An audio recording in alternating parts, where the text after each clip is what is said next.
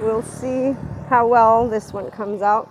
10 minutes while I walk to the beach to share with my lovely 5D community the fact that love cycle people, actually, and pure consciousness people, we don't have awakening and then get rid of our loved ones. That whole trending topic of how if you're going through Awakening 101, then you're going to lose people along the way. I saw a couple of these posts, and there's a full moon coming up, and this lovely 8-8. Every year, the ascension energies, because, you know, we know about ascension energies for the intuitives, is not something you depend on, meaning what gets brought to the surface is actually something that you will learn about from good somatic experiencing, actually, practitioners such as Peter Levine is the founder of the somatic experiencing approach, and the therapists that use it can help people to understand how when you unlock one aspect of our trauma memory, how that unravels and unfolds. And here's where people talk about the Kundalini awakening and they don't actually associate or connect the dots to being a human being, because this is the part. Some people, they just consider themselves a spirituality process, having a human experience, and we're one and in the same thing. And here's where I get to share that with you. Love being a human. Energy body, your nervous system, the whole neurofeedback. There's a very beautiful way any neuroscience and good psychoeducator can explain to you, which is why emotions are fundamental for you to look at, because your nervous system, those sensations, the charges, it's all one and the same. They all use different words, but you know when you get pissy because something's not floating your boat, that's a charge. Knowing how to go equanimous means knowing how to move into being a true Zen master of yourself and an adult in actual spirituality process. Go figure. It's not by, oh, I'm going to lose people this year because, you know, they just treated me in a way that I cannot fathom. If you learn from, again, good psychoeducators, they're explaining exactly the entirety of this brain structure, of the erroneous ways that people use the psychoeducation. That's why cancel cultures come around.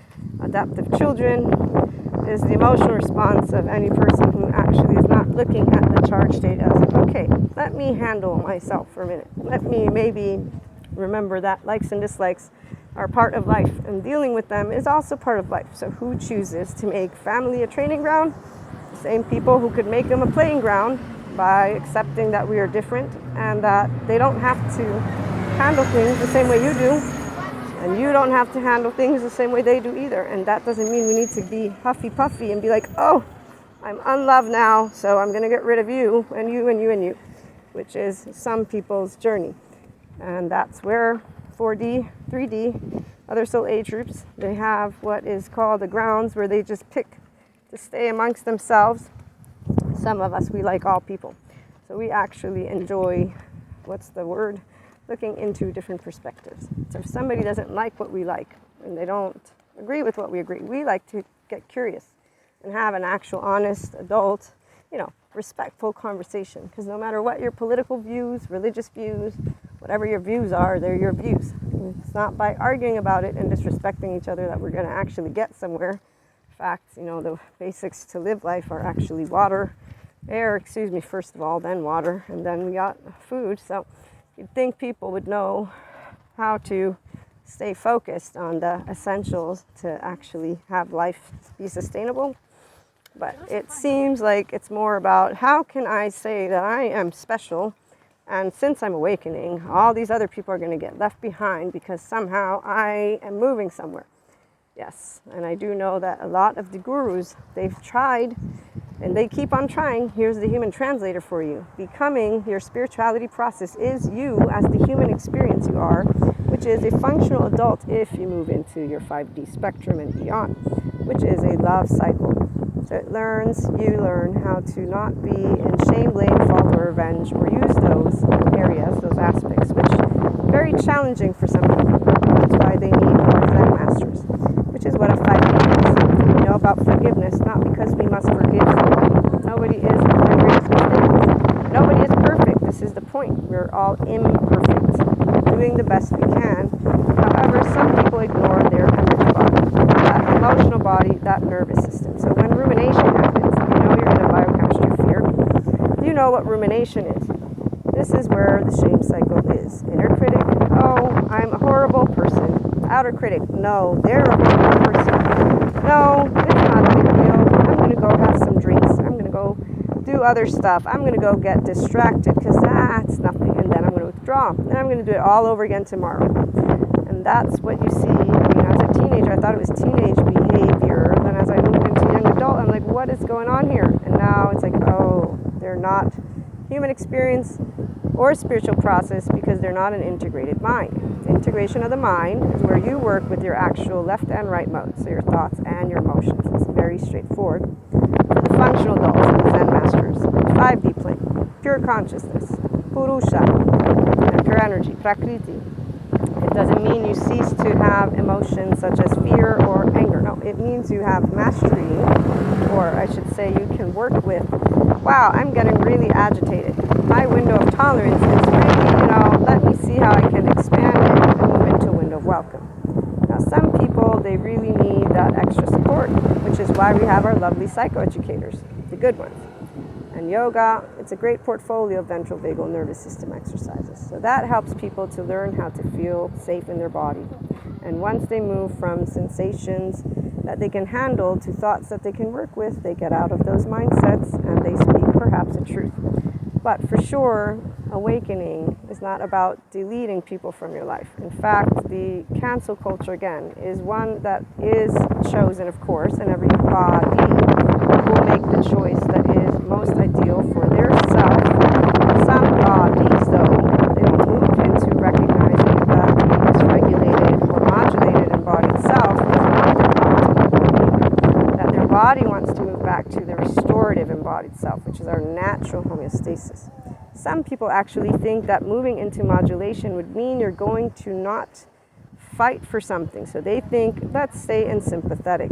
And that's something you don't want to do because that means your body's going to stay in fight, which means you're going to stay in a stress mode, which means you're going to actually do your body not such great things, especially in that biochemistry of fear, because the biochemistry is still one of fear, since our body in fight, flight, or fright, or freeze, it's defending itself from threats that are not there. It's there for us, these safety behaviors, these trauma responses, that's what some of them call it. We have different ways, different words, but they all mean when we were one with the animals, our nervous system, fight, flight, freeze, protected us from this danger. They all have, in fact, specific movements, which is why somatic experiencing, and anything trauma-related, if it doesn't involve somatics, it's not giving you everything. Also neuroscience. So we have all these beautiful human elements, the subject matters. They explain to you what yoga doesn't explain, but that it can help, which is why yoga is now called yogic science.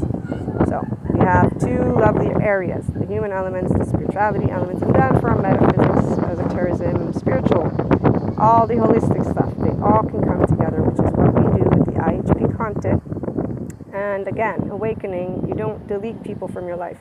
Your oversoul is a playground. Now, for love cycle, this is straightforward. For those who move out of shame/fear cycle, it depends if they move out of the adaptive child and actually accept compassion for their self and in life. When people don't actually want compassion and they're in a rigid mind and a rigid body, so that's that human suffering. So they're in the rumination mode, which is what happens right now. We have a lot of, again, ascension energies. These portals, they activate what has not yet been resolved. Trauma is too much, too soon, too fast. So unresolved, these maladaptive responses are safety behavior responses that begin when we're infants, and then they become potentially addictive behaviors. They can be patterns of, let me get into fight with all of these people and then I'm going to move away. And it's not something that somebody will notice. It's the karma part that people who do yoga don't know what they're talking about sometimes. So again, we don't lose people. If you move into the actual spirituality process you are, which is a functional adult human being, optimized brain, integration of the mind, we have likes and dislikes. We can do the FU, and hug it out. People who don't hug it out, they refuse to be Zen masters of themselves, compassionate with each other, and know about forgiveness, which is nobody's their biggest mistake. We're all flawed and imperfect.